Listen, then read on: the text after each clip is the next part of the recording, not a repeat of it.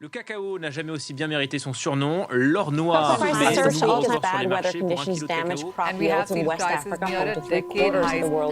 plus de 20%, c'est historique en Le cacao traverse une période sans précédent. Sur les marchés internationaux, son prix est extrêmement volatile, pulvérisant parfois des records de prix à Londres comme à New York. 300, c'était compliqué. 300, au moins, tu as une tonne, ça te fait 300 000. Aujourd'hui, si tu as une tonne, tu fais au moins 2 800 000. En 2024, la tonne de cacao atteint des sommets historiques. Une hausse brutale, rapide, presque violente qui bouleverse l'ensemble de la filière mondiale. The pricing of the commodity is decided by simple supply and demand. Derrière ces chiffres spectaculaires, une accumulation de fragilité. Des plantations vieillissantes, des maladies plus agressives, des saisons de plus en plus imprévisibles, le cacao, comme beaucoup de cultures tropicales, subit de plein fouet les effets du dérèglement climatique. Résultat, l'offre mondiale se contracte pendant que la demande, elle, continue de croître. En octobre 2025, en Côte d'Ivoire, premier producteur mondial de cacao, le prix Borchon du kilo est fixé à 2800 francs CFA. Un niveau inédit en lien avec la hausse des cours sur les marchés internationaux. Quelques mois plus tard, le marché annonce une phase de réajustement. En cohérence avec la baisse des prix à l'international, le prix Borchon est ajusté autour de 1200 francs CFA le kilo. Cette évolution s'inscrit dans le fonctionnement du marché tandis que la commercialisation des fèves se poursuit au port d'Abidjan.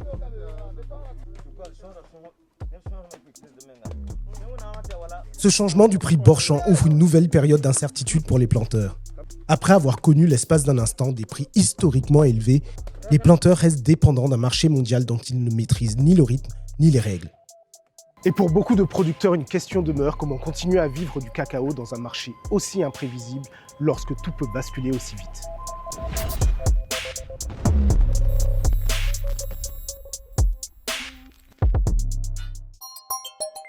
En Côte d'Ivoire, le cacao n'est pas une culture comme les autres. Il structure l'économie nationale, façonne les paysages et fait vivre plusieurs millions de personnes directement ou indirectement. Depuis des décennies, le pays s'est imposé comme le premier producteur mondial, un leadership bâti sur l'abondance, mais aussi un modèle fragile fortement dépendant des cours internationaux. Quand le prix chute, ce sont des villages entiers qui se retrouvent sous pression. Quand le prix grimpe, l'espoir renaît. Un cycle que les planteurs connaissent trop bien. Et entre les deux, il y a la réalité du terrain. Aujourd'hui, le cacao se vend cher, très cher. Sur le papier, les planteurs semblent gagnants, mais dans les plantations, l'équation est plus nuancée. Les coûts explosent, engrais, produits phytosanitaires, main-d'œuvre, les maladies se multiplient, les arbres vieillissent et les rendements baissent. Le paradoxe est là, le cacao vaut plus, mais il y en a moins. Pour beaucoup de familles, la vente des fèves de cacao à elles seules ne permet pas de sécuriser leurs revenus. La vraie question n'est donc plus seulement le prix, mais la stabilité. Comment sécuriser un revenu additionnel durable et indépendant des soubresauts du marché mondial ?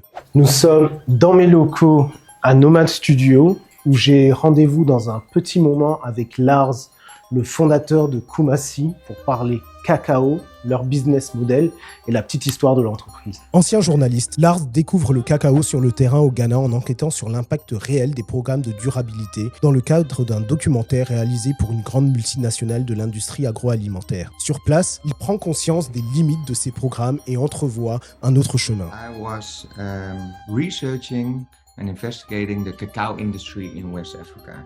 And I knew, of course, that chocolate was made from the beans inside, but I saw all this pulp, that white juicy pulp around the beans flowing into the ground.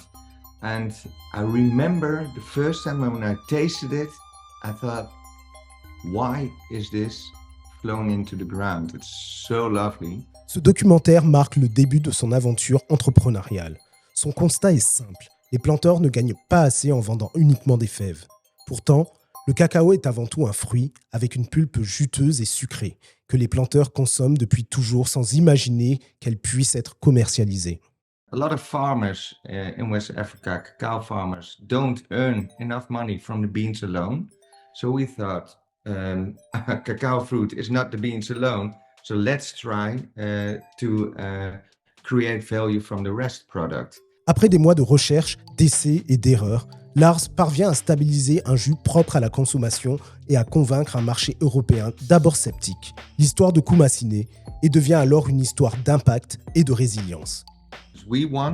We want to go to a stable income for farmers because cacao bean prices over the history go up and down, up and down, up and down. And farmers are, they're struggling with that. So what we want to do with the cacao fruit juice is create a stable income as an extra income stream to the farmers, not linked to the volatile market of cacao beans. Naturellement, Koumassi se tourne vers la Côte d'Ivoire, premier producteur mondial de cacao, avec un défi majeur: s'appuyer sur des acteurs locaux disposant déjà de la connaissance du terrain et d'un système logistique éprouvé. I didn't want this to be a small project. I need to reach farmers. So I started working with ETG Beyond Beans. That is a cacao trader that has a real eye for sustainability. So then we could reach a lot of farmers and started training farmers. So we have a foundation called the Beyond Beans Foundation that carries out various sustainability-oriented activities for the group across various agricultural products. The reason, the underlying philosophy is very simple, Kevin. It's basically sustainability and business, sustainability and profits, sustainability and growth are basically Siamese twins that are stuck at the hip. I mean, one cannot do without the other in today's environment. It's about being able to do the business that we are today, tomorrow, and in the years to come. C'est à Daloa, au cœur de la boucle du cacao, qu'une nouvelle approche prend forme. À travers les coopératives de la région, le programme Beyond Beans, porté par le groupe ETG, propose une idée simple mais radicale: créer de la valeur là où il n'y en avait pas. Tous les matins à 6h, que la team de Beyond Beans se retrouve ici, à la coopérative Agir pour Mans. Cela leur permet de faire une petite réunion matinale, se donner les instructions de la journée avant d'aller en champ pour extraire ce jus de cacao. One of the ideas that Lars pitched and which caught our imagination was to upcycle the pod. We have an existing supply chain when it comes to cocoa beans, and therefore value addition or upcycling the pod and the beans is something that came to us naturally. We had the ecosystem in terms of our team at the foundation, our suppliers, and our logistics in place to take on such a project. Nous sommes sur la route d'Anjoukro, un petit village dans la région de Daloa. Beyond Beans a aujourd'hui réuni 5 planteurs qui vont procéder à ce qu'on appelle le décabossage, ouvrir la cabosse de cacao afin d'en sélectionner les meilleures fèves, ce qui leur permettra d'obtenir un jus de qualité.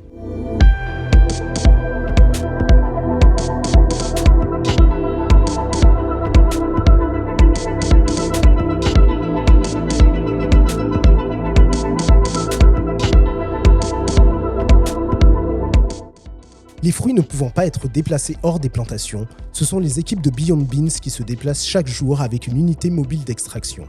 Avant chaque session, tout le dispositif de pressage est minutieusement nettoyé et désinfecté afin d'éviter toute contamination. Il faut nettoyer, c'est-à-dire tout ce qui est angle mort, tout ce qui est point carré, enlever tous ces résidus-là, bien nettoyer, laver, et puis là, on est prêt pour une opération réussie. Donc déjà, si on part de la base d'un jus qui a été produit dans une unité qui n'est pas trop propre, le jus sera impropre, même si plus tard il est chauffé, il est pasteurisé. Donc déjà, l'importance, c'est d'avoir l'outil de fabrication clean, propre, et ensuite le jus qui vient, il est sain. Donc c'est la raison pour laquelle on insiste sur comment nettoyer, la manière de le faire, et il faut que ça soit une opération qui est quotidienne. Jusqu'à présent, la pulpe blanche et sucrée qui entoure les fèves était considérée comme un rejet. Elle était jetée sans valeur économique. Aujourd'hui, elle devient une nouvelle source de revenus. C'est qu'on cabosse, on diminue, on enlève ce qui a été pour mettre de côté, on met ce qui est bien de côté. En tout cas, ce qui est mauvais, là, on met ça ici. Ce qui est bien, on met ça ici. D'accord. Mais ce qui est mauvais là, c'est comment? Par exemple, ça c'est mauvais ou bien c'est bon? Ça, c'est bon. D'accord. Comment je sais que c'est bon? À moins que je vois ces grains là. C'est ça que je dis, c'est bon là. D'accord. C'est quoi? C'est la couleur? Genre c'est blanc quoi. L'ambition de Beyond Beans est claire. Aller au-delà de l'achat des fèves et repenser la création de valeur à la source. Avant, ça coule, tu connais. On boit, on verse le reste. Actuellement, ça devient quelque chose. Nous-mêmes, on faisait le jus. Vous voyez, voilà l'exemple là-bas. On faisait le jus. Nous-mêmes, on boit la dose à ferment. Mais aujourd'hui, où on achète le jus, en tout cas, nous sommes très heureux. Parce qu'à l'époque, on ne buvait pas le jus. En tout cas, il y a des fois, on boit, on verse. Mais aujourd'hui, où on paye là, en tout cas, ça va nous rapporter. Une fois les fèves triées, elles sont transportées en tricycle au beau milieu de la plantation de cacao pour pouvoir être acheminées jusqu'à la station d'extraction où elles seront traitées pour en obtenir le jus. Tout le monde connaît les fèves pour faire le chocolat, mais ici, tout le monde connaît aussi la cabosse. Et quand on ouvre la cabosse, on a tout le blanc, donc c'est le fruit. Et la plupart des Ivoiriens, ils ont déjà goûté et c'est délicieux. Et pourtant, pour personne n'en fait du jus. Et c'est pourquoi? C'est parce que c'est compliqué.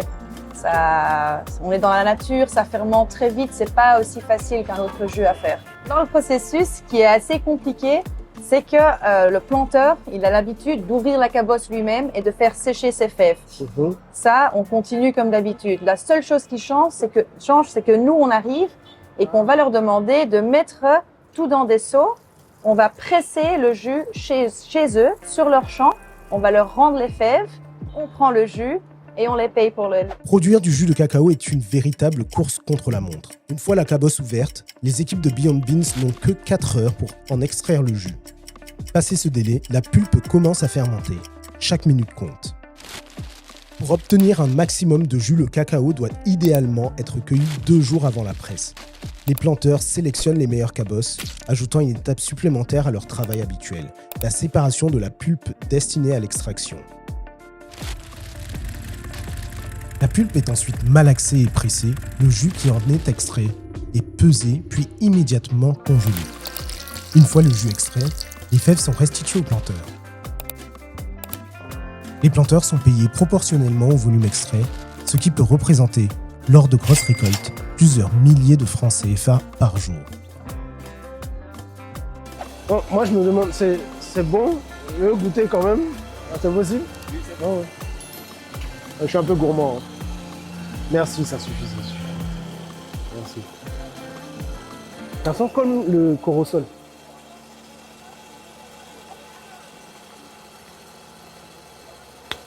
C'est excellent. C'est excellent. Le paiement du jus est immédiat via Mobile Money, un revenu additionnel qui n'existait pas quelques mois plus tôt. Une fois qu'il a fini de cabosser, il revient ici après, au point central. D'accord. Maintenant, je prends son nom, le nombre d'hectares, le nombre d'enfants et puis le nombre de personnes dans son ménage. D'accord. Ok. Et puis maintenant, je l'enregistre. Après l'avoir enregistré, j'attends maintenant la presse. Une fois qu'on a fini de presser le jus, je vais calculer le nombre de litres qu'il a eu. Après ça, maintenant, je fais le paiement. Une fois qu'on rentre en ville, si nous sommes vite rentrés, au plus tard à 19h, le planteur a déjà reçu son argent. Wow, okay. C'est rapide en fait. Chaque planteur qui nous donne ses fèves et ses jus, on va l'enregistrer. On a un système digital pour bien garder les données, c'est important aussi pour nous pour mesurer l'impact par après. Donc on va enregistrer le planteur, son nom, le nombre d'hectares qu'il a, le nombre de litres qu'on a obtenu et on fait le calcul, toujours le même prix pour lui payer. Alors le soir, c'est moi en rentrant, je fais le transfert et c'est via Mobile Money. Souvent ils doivent attendre longtemps pour avoir leur argent pour les fèves et nous on essaie justement d'intervenir, de donner quelque chose de plus et de payer directement. Être payé le jour même permet de financer la main-d'œuvre nécessaire à la récolte, d'éviter l'endettement et de réduire le recours au travail des enfants. Aujourd'hui, il a fait venir des gens pour cabosser. Il va falloir qu'il fasse la nourriture, il leur donne la boisson, de l'eau, tout ça. Ce sont des coûts qui sont générés. Alors que là, il n'a pas encore vendu son cacao.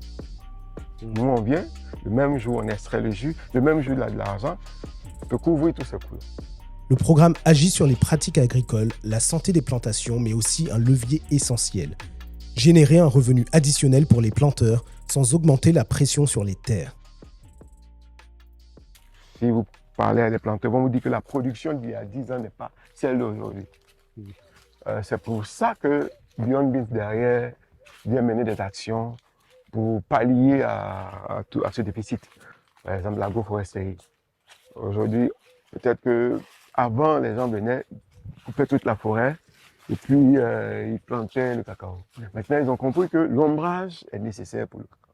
Donc, derrière, il y a l'agroforesterie d'un département qui s'occupe de ça, Beyond Beans, qui donne des arbres et les planteurs les mettent dans les champs. Ces arbres agrandissent, créent de l'ombre, de l'ombrage pour les pins et voilà. Et puis il y a aussi les MNI qui est la cartographie même de nos planteurs pour savoir exactement lui, là, combien d'hectares, combien il produit, toutes ces choses-là, parce que ce sont des normes que les acheteurs internationaux demandent.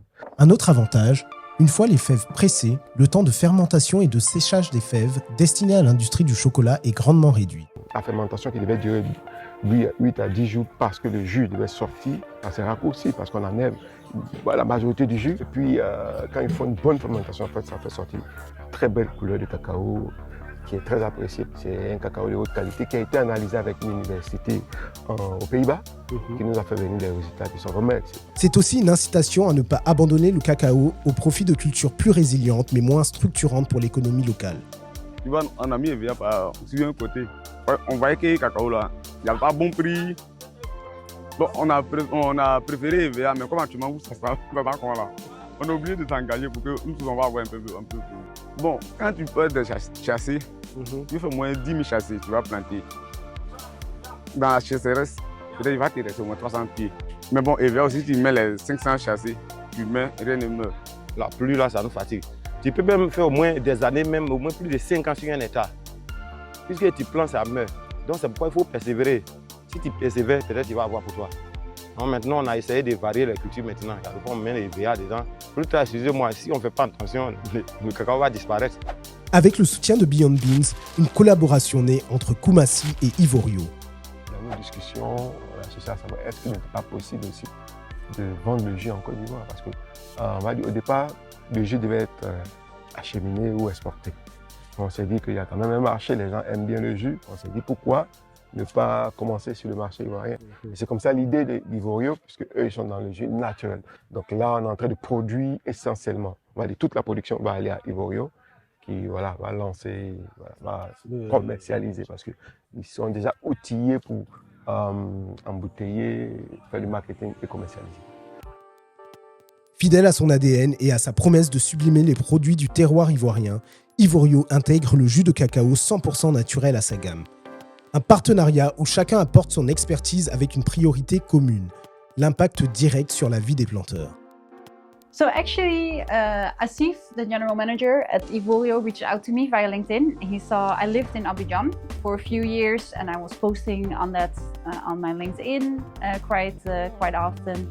And at a certain moment, he reached out and said, well, maybe we should have a talk. And of course, I was really happy to receive that message. I think Atu Ivorio is, when it comes to juice, the leading company in Ivory Coast. Aujourd'hui, pour nos lignes de production, pour surtout le jus de cacao, on aura à traiter conditionner 5000 litres. La préparation du jus de cacao révèle une prouesse technique. Pour éviter l'oxydation, le jus arrive congelé dans ces sacs, il est ensuite décongelé, puis chauffé avant la mise en cannelle. Le jus nous parvient déjà dans des poches qui sont congelées, c'est-à-dire des poches aseptiques qui sont congelées. Donc nous décongelons et nous les ouvrons délicatement pour récupérer le jus et puis on fait les différents tests et puis on fait le chauffage et la mise en canette ensuite. So we started to chat and I learned that Atu Ivorio is also very focused on the impact that they make on their farmers. So we actually found each other very quickly with regards to the vision that we have for our companies. Quand j'ai rencontré Linda, elle m'a exposé tout son projet et vraiment ce qui m'a marqué, c'était le revenu additionnel qui est apporté aux planteurs via la transformation de ce déchet dans un produit noble. C'est une première, donc c'est un projet en tripartite, donc on a ETG Beyond Beans qui eux viennent avec la partie usine On a la marque Koumassi qui vient avec son savoir-faire dans le jus de cacao, son impact avec sa marque Koumassi, son savoir-faire. Et on a la marque Ivorio avec son usine Atou qui a un savoir-faire local dans la distribution, dans le marketing et dans la transformation locale. L'ADN de Atou étant de valoriser les fruits locaux. La Côte d'Ivoire a des milliards de litres jetés de jus de cacao. Et donc avec cette valorisation-là, on peut apporter non seulement un produit différent et complémentaire à nos consommateurs, mais également avoir un impact additionnel dans le monde agricole.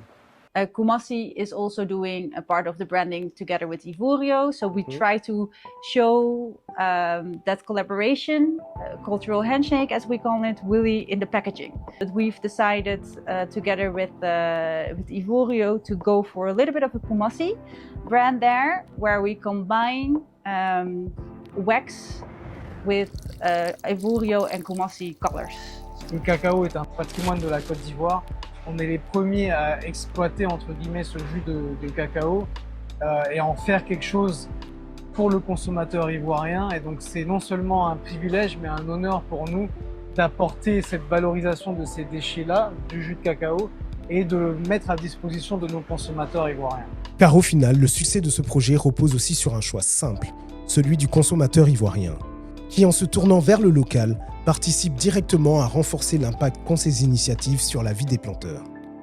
The important thing for us now is that we really keep an eye on the impact. So you can say a lot of companies say they make impact, but they don't measure it, they don't publish it, they don't prove that they make impact.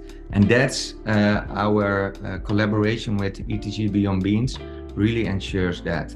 Because they are the sustainable trader, they do all these sustainable interventions, and working with them, and also, and that's what I'm really proud of, this triangle of collaboration, ETG Beyond Beans, Ivorio and Koumassi.